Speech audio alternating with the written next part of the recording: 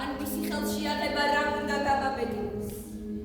ზედაცრების ლაქაც ვიღაცას უნდა ელეოს.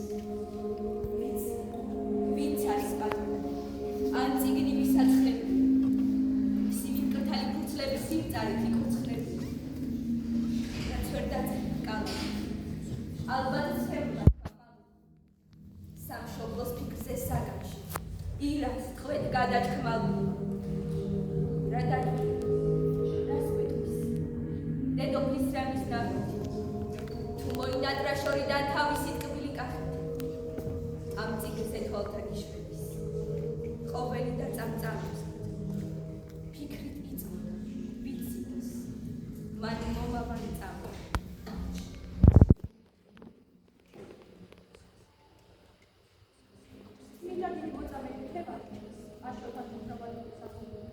დაიბადა და ამბობთ 1560 წელს. კეთილგონიერი გახმარი მოწმე ქეთევანი კათოლიკის მეფის ალექსანდრეს მეომრებაში. დაუწერა. ზემატია ასე აქცია კეთილგონიერი. წმინდა ქეთევანი ტანდამა შავთვარი იმშვენიერი და დარბაისი. არა მხოლოდ მეფის სამართლი, არამედ მთელი იმპერიის მიწაგებლის ხის. ცოდნა საფრთხო წერილისა და საფრთხოებათა მოხდა. ქალწული მორწმუნე, ცენი, კეთილგონიერი, ქალი ნარნაკი, კეთილთა მოქმედებათა.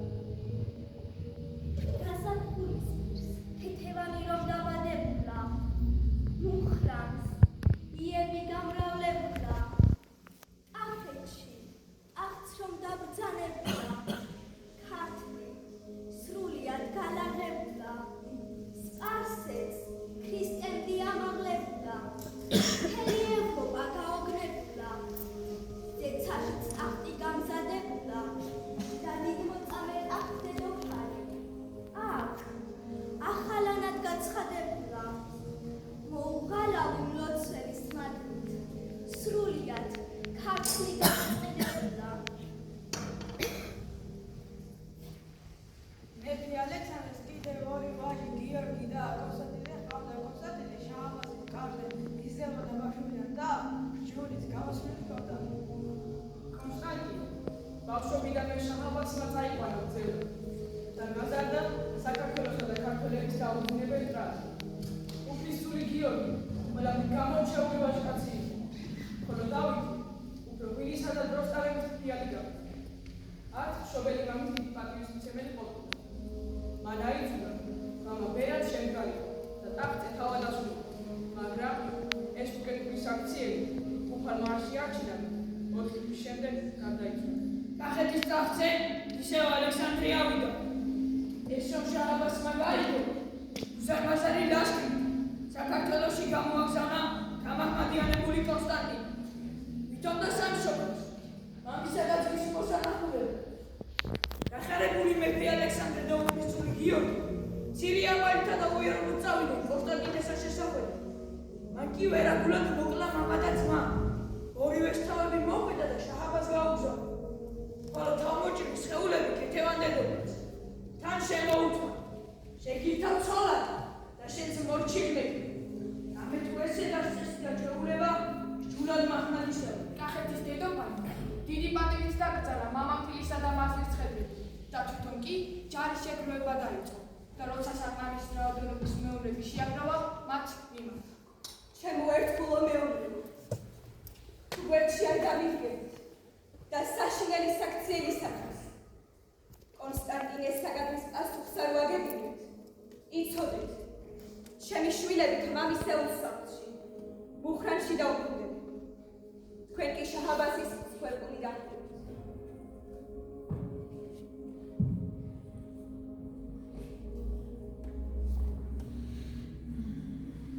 ლაშქარი ერთგულება შეგვისა სათაყვანებელ დედოფალს, მოულოდნელად დაეცა თავს კონსტანტინეს ლაშქარს და ამოწყვიდა, მათ შორის მოღალატე კონსტანტინეს.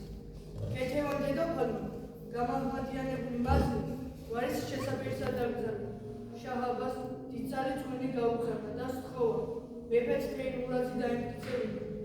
მანამდე კითხულებით თვითონ იქვთა სამეფოზე ზრუნვა. შააბასი საშინლად იყო განრისხებული ქართველებზე, მაგრამ ოსმალების ეშინოდა, რომლებიც მის სამეფოს უკვე მოსწამოდნენ. ამიტომ მაშინვე დაეთანხმა ქეთევანის 14 წლის ვაჟის თეიმურაზის კახეთის ტახტზე დანიშნას. გაითარა მთელმა სამეფომ ქრისტიანი უფლისწულის დაბრუნება. ქვეყანა ცოტათი დამკვიდრდა. დანგრეული და გავერანებული ციხესიმაგრეები შეაკეთეს.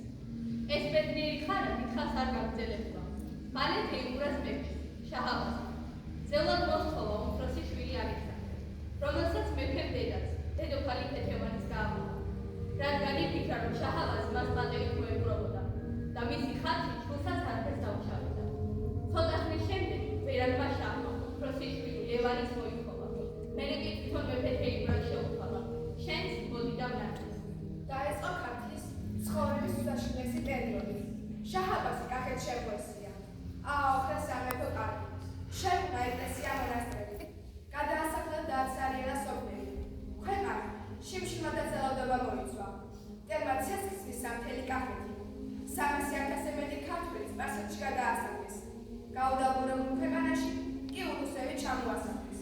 10 წელი იტანჯებოდა კახეთის დედოფალი საპარკე ღვეობაში. მაგრამ ლოცვით, ქვაზე წოლით გაივია დედოფლის სხეული.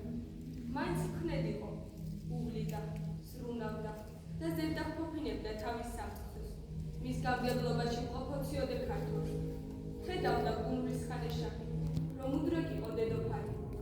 ისევ წმინდა სამებას სასწორებდა კახეთის მარათობელი ვარსკვლავი. ჯვარცმულ მაცხოვარს ავედრებდა თავის ჯვარცმულ ქვეყანას და ემზადებოდა დიდი მისიისათვის.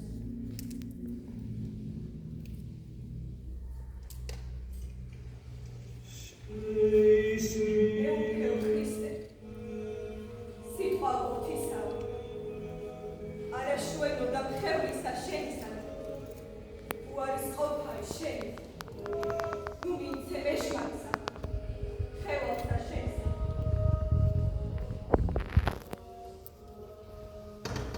შირაზის ყველა, სულში ჩამისვეთ წვეთად ცხენი, ეს მე რამდენად საწამებლად ხურდება კიდემი.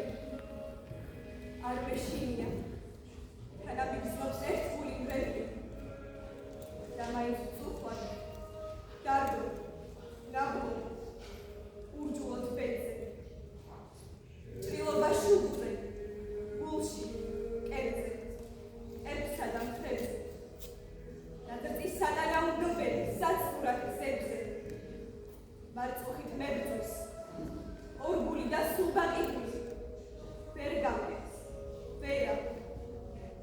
რწმენა მტკიცედ მაქვს ჩაკირული, სპარგს უფლისაც, ოცვა მესის, სასოფლი. ქართველთა დედოფალი, ეს ღვთისმოსავი ქალბატონი, იყო საშუალო ტანის. დაახლოებით 40 წლის. დადიოდა მლოცველის ჭოხისაში. თალხით შემოსილი. თავიდან ისე, შავი მოსესხამით ჰქონდა დაფარული. იგი იყო უაღრესად ლამაზი და უაღრესად სერიოზული. მისი არაჩვეულებრივი სინათლე და სინშვიდე უდიდეს სიამოვნებას ხვდა ყველას, ვისაც კი იგი უნახავს. მისი ლამაზი, გვარი თვალებიდან აშკარად იმოქმედებოდა მისი სულის კვეთება. ღვთაები მიმალე, ქეთევანის და მისი მხლებელიც ძალიან ხელმოკლე ცხოვრობდნენ. თქვენ ქრისტიანებს დედოფალი იესო ქრისტეს რწმენისა და ერთგულებისაკენ მოუწოდებდა. თუ გაიგებდა, ვინმე რწმენას უყალატა, ამას ძალიან განიცდიდა. დედოფლის ამაღაში იყო ქართველი რელიგიოში, რომელიც სულიერად აკრევდა მას და მის თანხლებს. აქვე იყო მეორე მღვდელი მოსიც, რომელსაც დედოფლის წამება 5 წლით არის. სპარსელებმა ცილი დასწავლეს და სასიკვდილო განაჩენი გამოუწვეს. დასაჯის წინ შესთავაზეს განკომოდა ქრისტეს და მაჰმადიანობა მიიღო. უარის შემდეგ იგი საშინელი წამებით მოკლეს. მთავარი მიზეზი მისი მოკლინებისა მაინც ის იყო, რომ იგი წარმართავდა ქეთევან დედოფლის მცირეწლოვანი შვილიშვილი ქრისტიანულ აღზრდას. შაჰ-აბასმა ქეთევან დედოფალი შირაზის მმართველ გადათრებულ ქართველს იმავე ხანს გაუგზავნა. უნდილაძე თავს ევლებოდა ქართველ დედოფალს და ამბობდა: ეგ არ არის ჩვენი ტყვე, არამედ ჩვენ ვართ მამის ტყვეებიო. როცა თეიმურაზ მეფე რუსეთისთვის დახმარების თქმა გადაწყვიტა, შაჰ-აბასმა უნდილაძეს უბრძანა ქეთევან დედოფლის გამაყენება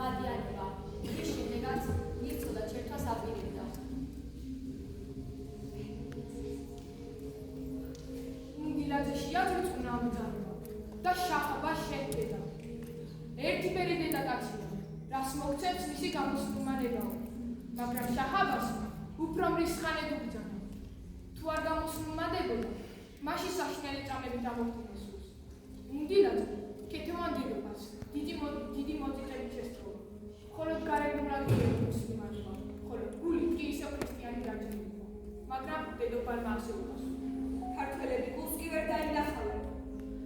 არამედ მუსულმანობის ნამდვილად აღიარებას დაიჭერდნენ. და რადგანაც დედოფალი სარკია მთელი ერისა, მთელი ერი გამუსულმანდება. ვერავით არის ტანჯვა და წამება ვერ მაიძულებს. დავთმო ქრისტიანული სარწმუნოება და შევდიუტო შემიძლეობა, რომელსაც ხელი ქვეყნის საუნჯეზე წვირა გვაქვს. ამის შემდეგ არაერთხელ მივიდა იმამული ხანი ქეთევანი დედოფალს და შეახსნა შაჰის დადენება, მაგრამ ყველაფერმა ამაოდ ჩაიგარა. რამდენადაც უფრო ძალას აკარგებდა, მით უფრო მტკიცე ხდებოდა დედოფლის გადაწყვეტილება. ამიტომ შაჰის ბრძანებით იგი ჩაამტკიცეს ზედმეტ საკანში, შეუწყდეს მომსახურება, აუგზავნეს თანხმდებირებთან შეხვედრა და საუბარი. ხოლო როდესაც გაიგეს, რომ ქეთევანს გადაწყვეტილება არ შეუძლია, ბოძებიაკეთებ წერამნიგაში შვედური სასტიკად, ისე სევს, რომ სისხლი გვარაზდიოდა. ის კი ჯალაც, სრული სიმშვიდე ეუბნებოდა, რომ ამაოდ ირჯებოდა და მზადდება. 1000 სიცოცხლეს რომ ქონოდა, ქრისტესთვის დაეთმო ყველა სიცოცხლე. და დადგა უკანასკნელი დღეს. დედოფალს მოახსენეს, ან მიიგებდა მაჰმადიანობას, ან მომზადებულიყო წამებისათვის, რაზედაც ბრძანება უკვე გაცემული იყო. წამების მოწმე პორტუგალიელი მისიონერი მამა ამბროსიო დუშანბუში წერდა. სპარსელები გააუცა ქეთევან დედოფლის დამშვიდებულმა გამომეტყველება და პასუხით შეასრულა ბრძანების დავალება. რამდენადაც იგი მზადა აურის სკალობით აიტანოს ყოველგვარი წამები, მაგრამ შეინარჩუნოს ქრისტიანობა, თან დაასწინა. შაჰს შეუძლია დაჭრას მისი, მაგრამ ვერ შეძლებს ზიანი მიაყენოს მის სულს.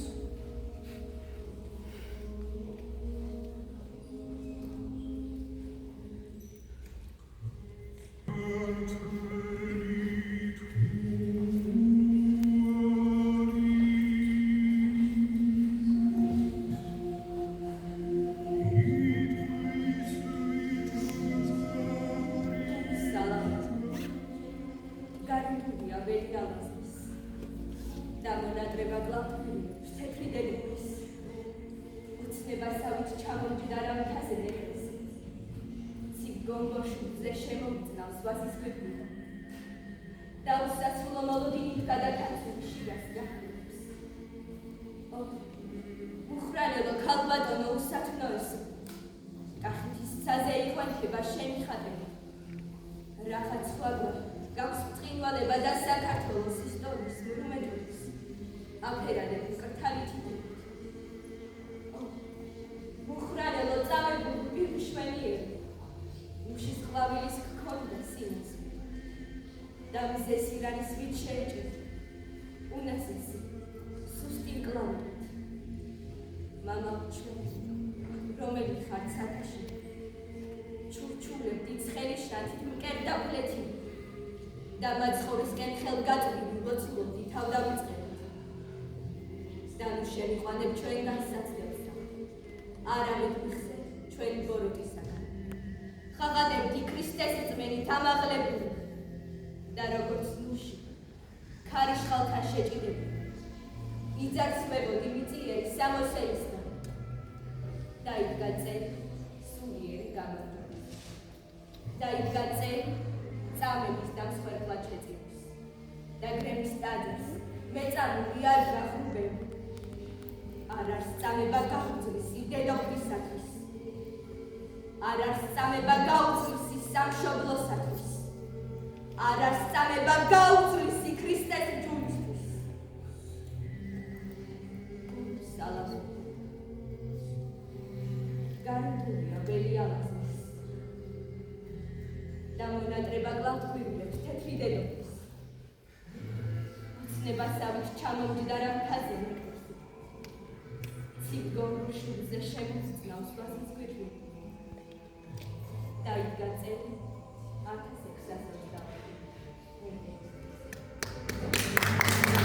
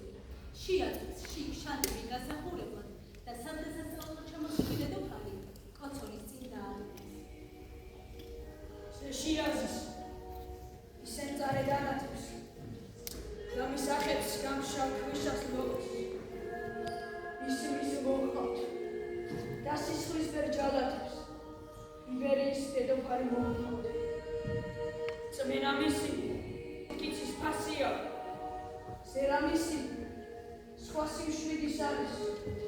ელაზი გულს წითელი კაბა აცვია. ამაზია დედოფალი. არა, შაჰი მასთან არ მორი. ის ურჩობას არ პატიობს მის უდებს. ან მაჰმადი პატივიდან დიდება, ან წამება, ესე იგი ქრისტე. თუმცა დედოფალს ხალი ჩარზე ამაყი, ქვეწარმავლის სინებივრით მწოლი. ვერ უბზაროს წმენის მაღალ ალაყებს, ვერც ირანის ლომი. და ხმა მის იმპერიის ხდება უგულო, რა სიმტკიცეს და სიყვარულს იდევს. მხოლოდ ქრისტე უგუნდო. ჯვარცმული და წამებული ქრისტე.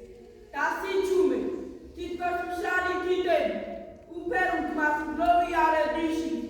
თხელ ჰაერში ფარფატებენ ჩიტები, უცნაური ფერისა და ჯიში. ღმერთო ჩემო, თავდერო და უბრალო დახურავენ ადუღებულ მიტრას.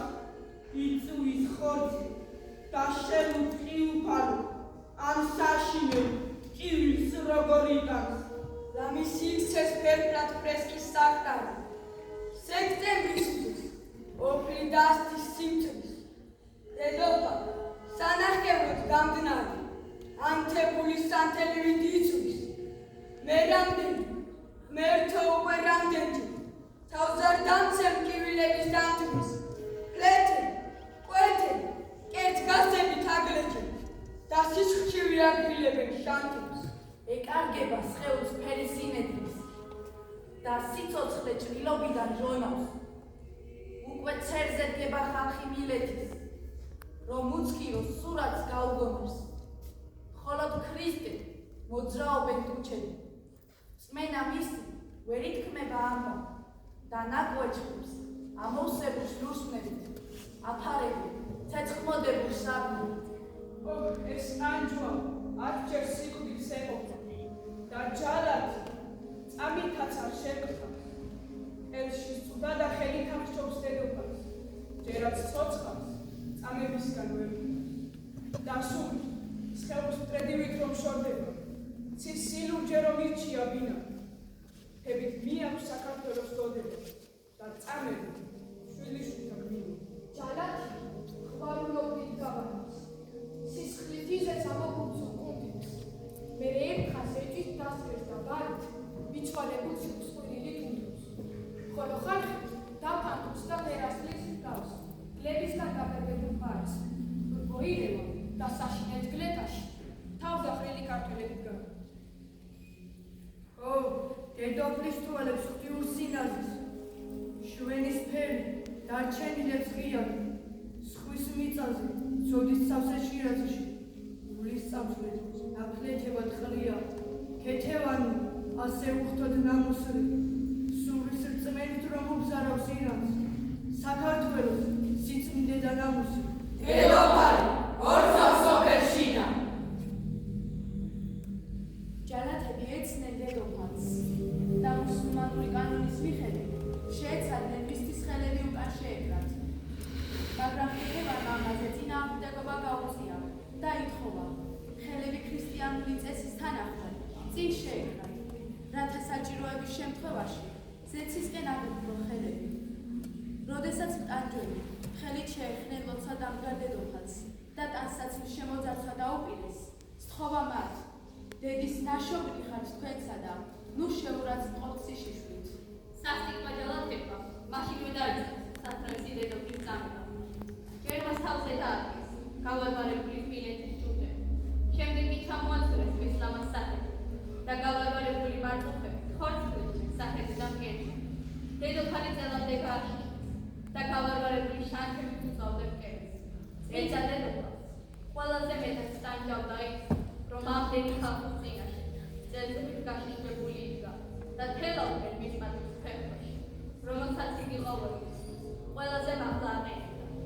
ბოლოს დაიწყო ყველაზე საშინელი წამება. ჯალათები რკინის მარწუხები გზავდნენ მთელს მის ხელს. დაუსრულებული დედოფალი დაეცა. ჯალათებმა მას გავარვარებული ნაკვეჭლები დააფარეს.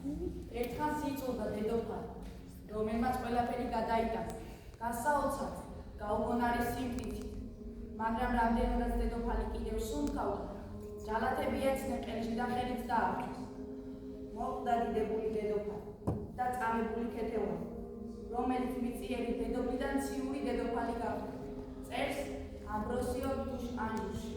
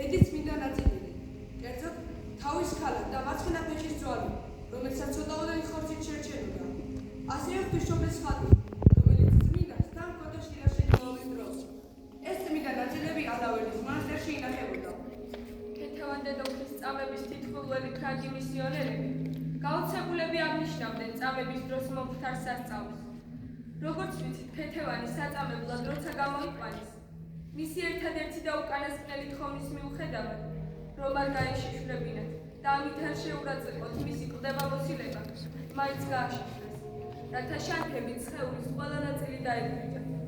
უფალმა შეისმინა წმინდა დედოფლის ყველაზე დიდი სათხოვარი და სასწაულებრივი, ღვთაებრივი ნათელით გაამწყინა მისი სხეული. დედოფლის ხორციად შიშიშვლეს, სასწაულებრივი, ღვთაებრივი შუქი ფარავდა. საინტერესო ფაქტი მოხდა იმ დროებში, ქალაქ გოაში, სადაც ინახება წმინდა ქეთევანის წმინდა ნაწილები. სარემონტო სამუშაოების ჩატარების დროს ძალიან დიდი ქვა გადმოვა. ფანჯრის რაფას დაეცა. რაფის ჩამოშლის დროს ზარდახშა გადმოვა, სადაც წმინდა ნაწილები ინახება. ის დიდი ქვა კი ერთ-ერთ მუშას დაეცა, მაგრამ მოხდა სასწაული. მუშას ერთი ნაგაზი კი არ დასჩენია. საქართველოს ტელევიზიის ერთ-ერთ არხს გავიდა გადაცემა ქეთევან დედოფლის მოწამეობრივი აღსასრულის შესახებ. გადაცემაში მოწვეულნი იყვნენ მედიკოსთა ფართო სპექტრის წარმომადგენლები, ასევე სასამართლო ექსპერტი, ნევროპათოლოგი, ქირურგი, ფსიქიატრი, სასულიერო ბიძები. ექიმებს დაუშვეს ასეთი შინაარსის შეკითხვა. შეიძლებოდა თუ არა ასეთი წამების დროს ქეთევან დედოფალს ბოლომდე სამადე აზრდა, ბოლომდე ედოცა. ყველა დარგის ექიმმა ერთმანეთად ასეთი წამების ფონზე აზროვნების უნარი კი არა, გონზე ყოფნაც კი და ყველა მაგიარა, რომ ეს ყოფთისგან დაშვებული ნება, რომლის ძალითაც ქეთევანმა გააუწყო გაუსაზღვის. საქართველოსა და მართლმადიდებელთათვის წამებული წმინდა ქეთევან დედოფალი საქართველოს მართლმადიდებელმა ეკლესიამ იმთავითვე წმინდანად შერაცხა და უწოდა მას დიდი მოწამე. მისი კი დაწერა 26 სექტემბერს. ქეთევანის სარწმუნოებისთვის თავდადება იხსნა სრულიად საქართველოს გამაჰმადიანებისაგან და მოწამეობრივი სიკვდილით გაამხნევა სასოწარკვეთილი ქართველობა. და თუ დღეს ისევ საქართველო არსებობს, ისევ ქართველები გვიყვართ, ისევ ისვის ჩვენი დიდებული ტაძრები და მართლმადიდებლური გალობი, ისევ იბადებიან საქართველოში სადიდორო ვაჟები და ქალები. სხვა თავდადებულ ღირსწინაპრებთან ერთად ამაში უდიდესი წვლილი ქეთევან დედოფლის მოწამეობრივ ღვაწლს და თავდადებას მიუძღვის.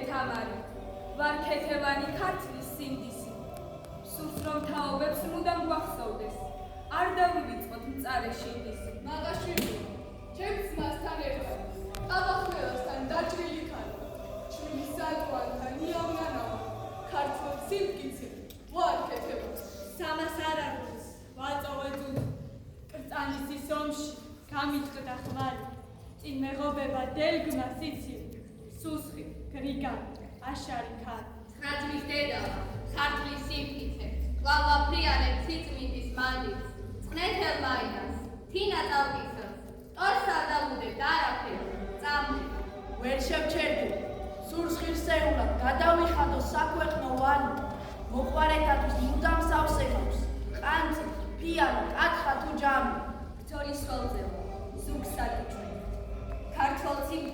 ვარ ქეთევანი, არა ვარ ხდალი. წმენდაი ჩემი ისე მყარია, ვითარც არ ვალი.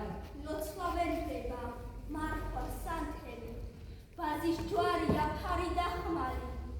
უილაცილობთ, ვერ შემაჩერებთ, გაუტეხელი ვარ ქეთევანი. ძენო ქართველ, მიმოიხედი, გამოახილე მთლევარე თვალი და საბამიდან ქრისტეს ვერთხული, ქართველთა რწმენა ვარ ქეთევანი. ჩემო სამშობლო, გვინდა გჯეროდეს, ყო გაგწყინდება ჩვენი ივერი, წმენის სიმტკიცე და სიყვარული, გულს გაგვიმაგრებს როგორც ქვითკირი. და თუ ოდეს მე მამულს დასჭირდა, სიცოცხლე ჩვენი, შრომა და გარჯა, გვიწამე, გვენდეთ, კვლავაც ამაყალ, ვივლით, ვიყვაწებთ, ყველანი ერთად.